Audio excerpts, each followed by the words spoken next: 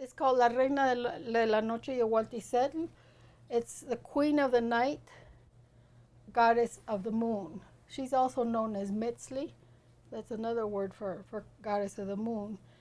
And we're always questioning ourselves. Every human, universally, always asks themselves, where did we come from? Where are we going? Who created the moon? Who created the sun? These are universal questions, and every culture comes up with their own answers. In Mesoamerica, the belief is, or was, that we're in the fifth sun. There were 4 destructions, the last one being a big flood. Sounds familiar? Okay. So then at the 5th creation, all the gods got together, made a very large bonfire, and they had 2 of them pull straws to see who would jump into the bonfire. So there was a very young one and a very old, sick one. So the young one tried 3 times, couldn't do it. The old one said, get out of my way, jumped in, woof, beautiful sun. Embarrassed, humiliated the young one. He says, okay, he jumped in, and it was more or less embers by then, but created a second sun. God says, no, we cannot have 2 suns.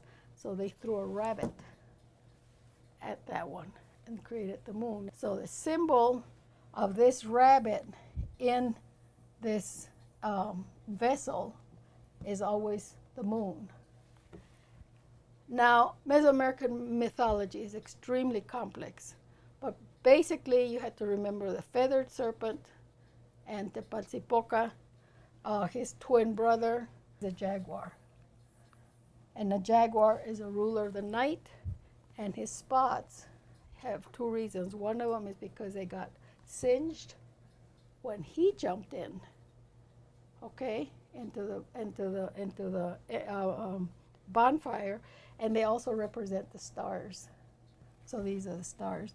This is Venus. Venus was extremely important in pre-conquest Mesoamerica. 4 phases of the moon and the guardians of her in the moon and Venus. The main 3 main animals that you will see in Mesoamerican art are the jaguar, the eagle, and the serpent. And so I made this border representing those 3 animals. This is a human search, you know, about our creator. So I love those myths because that particular culture had to answer it in their way, and that's how they do it.